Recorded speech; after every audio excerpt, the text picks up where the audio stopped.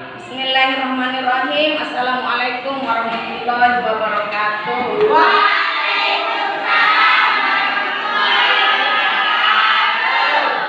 Apa kabar semuanya? Baik. Alhamdulillah, anak-anakku terlihat ceria kali ini ya. Baiklah, seperti biasa sebelum kita mulai belajar, kita awali dengan doa. Sekarang kalian baca surat Ikhlas satu kali dipimpin oleh Arman Maulana. Baiklah teman-teman, marilah kita sama-sama berdoa. Mari.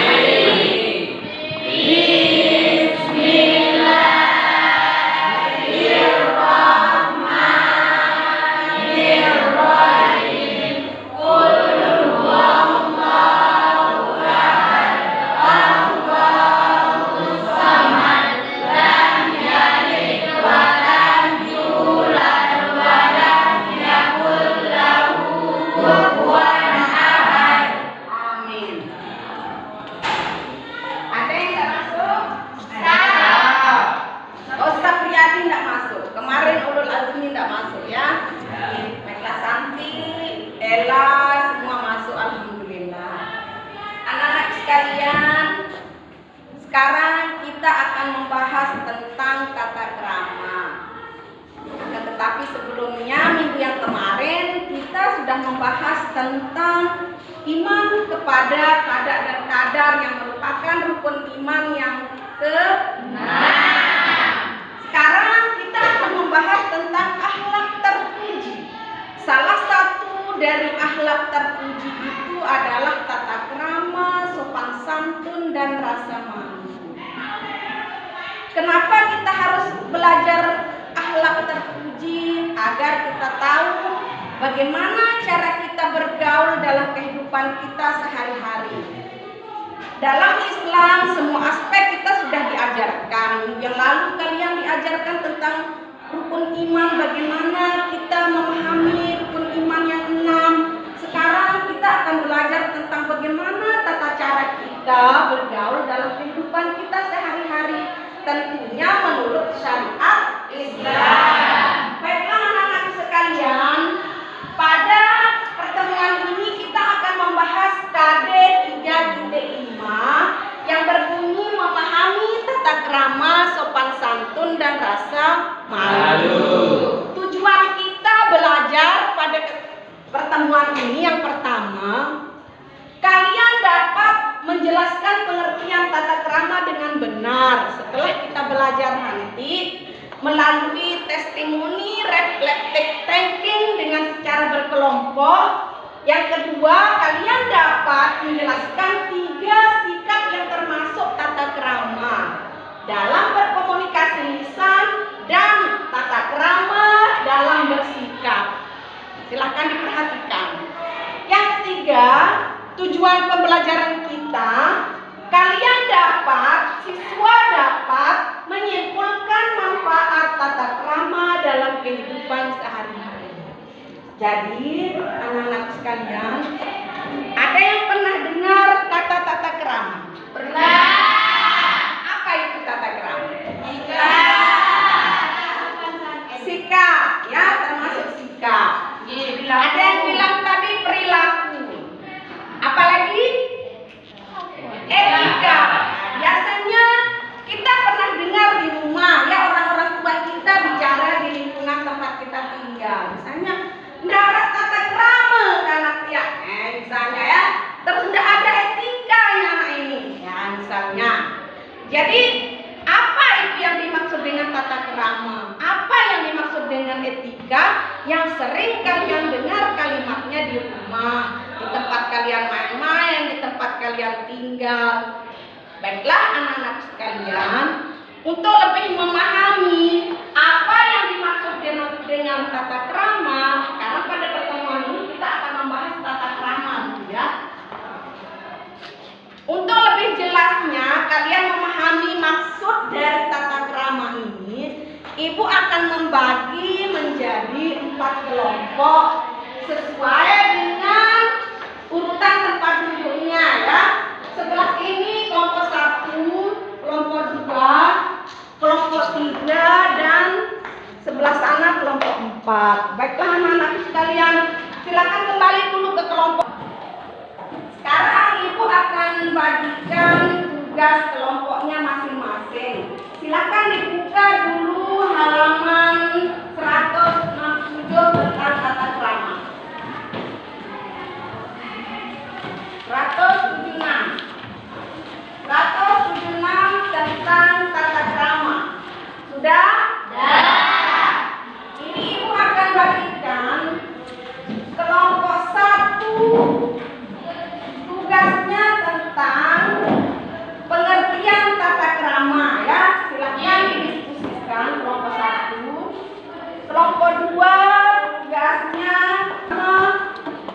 dalam berpakaian dan manfaat tata krama. Silakan Burhan hadap sana kelompokmu. Burhan duduk di sana Burhan, jangan hadap belakang teman. Ya. Baiklah. Diskusikan tugasnya. Sekarang perwakilan kalian akan mempresentasikan tugas kalian masing-masing. Ibu persilakan kelompok 1 untuk mempresentasikan tugasnya. Kami dari kelompok 1 akan membahas tentang pengertian tata krama. Pengertian tata krama. Tata krama adalah cara aturan perilaku kita berinteraksi dan bergaul dalam kehidupan sehari-hari seperti yang diajarkan dalam Islam, yang merupakan norma-norma pergaulan berkaitan dengan kebiasaan dalam bertindak maupun bertutur kata yang berlaku dan disepakati dalam lingkungan pergaulan antar manusia setempat. Tata krama sering juga disebut etika. Etika artinya norma-norma, nilai-nilai moral, kaidah-kaidah dan ukuran bagi tingkah laku manusia yang baik.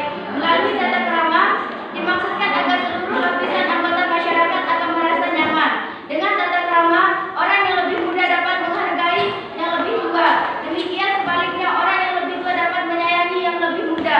Rasa menghormati, menghargai, dan menyayangi tersebut kemudian tercermin dalam perilaku, penampilan, dan perkataan yang diterapkan dalam kehidupan sehari-hari.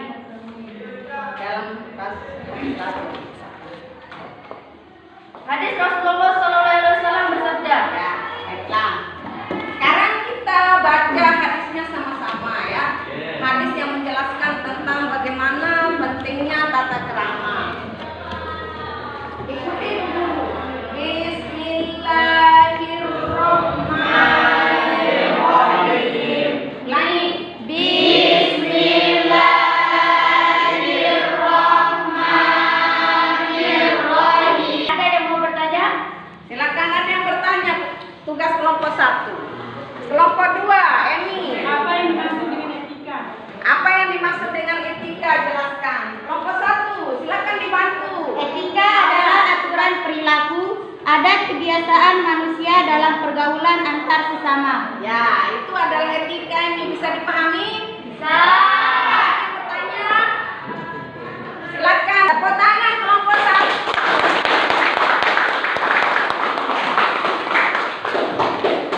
Baiklah anak-anak sekalian, tadi sudah dibahas materi dari kelompok 1, kelompok 2, kelompok 3. Sekarang yang terakhir kelompok 4, silakan presentasikan tugasnya. Kelompok 4. Silakan disimak. Silakan, ada yang mau bertanya tentang tugas kelompok 4. Kelompok 3. Kelompok 3. Ya, maksudnya sebutkan satu manfaat tata krama dan hubungan baik dengan orang lain. Manfaat tata krama. Kalau kita memiliki tata krama, maka hubungan kita sama siapa saja, siapapun, dengan manusia siapapun itu akan baik, baik yang kecil maupun yang besar, yang tua maupun yang muda.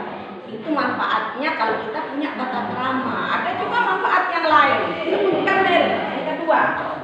Ya, dengan tata krama, dengan memiliki tata krama, kita dihormati oleh orang lain, bahkan dicintai oleh semua pihak. Jadi tidak ada keributan, tidak ada kesenjangan kalau kita memiliki tata krama. Itulah manfaat tata krama dalam kehidupan sehari-hari. Ada lagi yang bertanya, tugas kelompok 4. Kelompok 1. Apa yang dimaksudkan? Apa yang dimaksudkan? Ulangi Rasti, pelan-pelan Rasti. Apa Rasti, silakan Apa bertanya. yang dimaksud dengan aurat? Oh, apa yang dimaksud dengan aurat? Aurat ini bagian tata krama dalam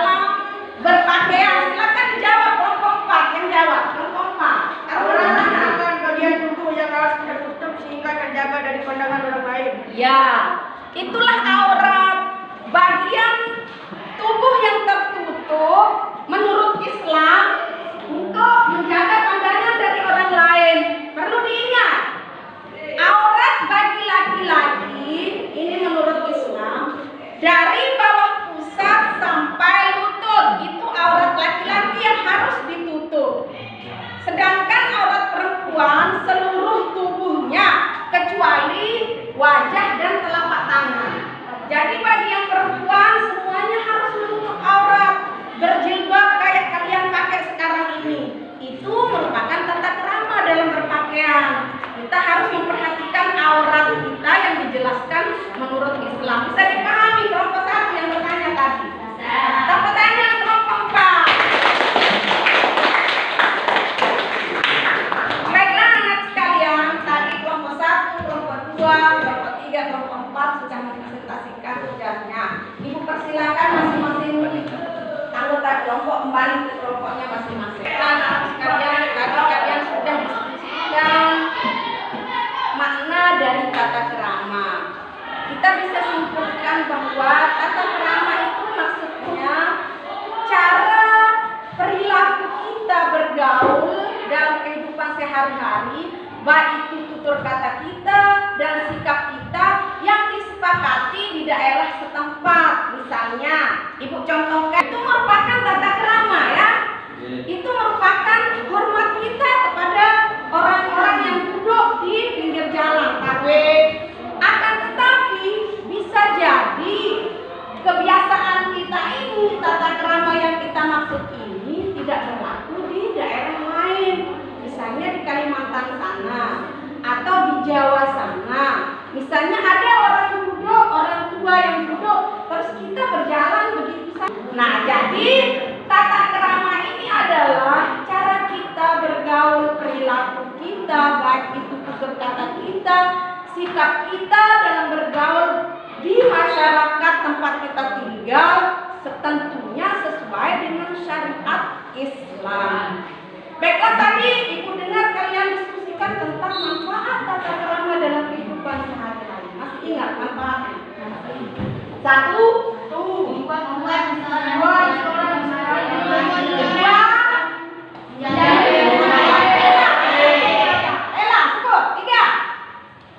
Meningkatkan kepercayaan diri. 4, yang lain.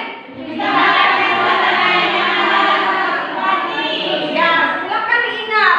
Silakan kalian terapkan dalam kehidupan sehari-hari apa yang pernah kita pelajari hari ini tentang tata krama, baik itu dalam berkomunikasi lisan, dalam bersikap, dalam berpakaian, bahkan manfaatnya dalam kehidupan kita sehari-hari. Sekarang Ibu akan berikan tugas soal latihan ya. Tapi ini kalian catat dan kerjakan di rumah ya. Latihan PR minggu depan kalian kumpulkan. Kalian catat 1, 2, 3.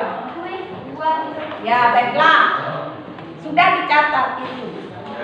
Nah, sebelum kita tutup, minggu depan kita lanjutkan pelajaran kita tentang sopan santun dan rasa malu.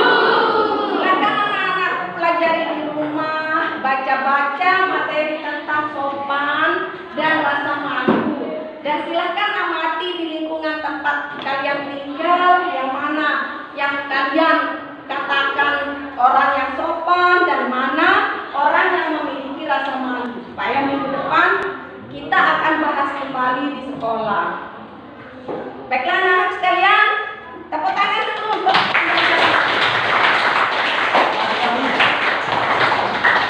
ya. Sebelum kalian Ibu suruh berdoa menutupi pelajaran kita, mari kita sama-sama tutup dengan ucapan hamdalah. Sekarang silakan Arman Maulana baca suratul Ikhlas 1 kali untuk menutup pelajaran kita. Pimpin teman-temannya. Teman-teman, mari kita sama-sama berdoa untuk menutupi pelajaran kita pada pagi hari ini.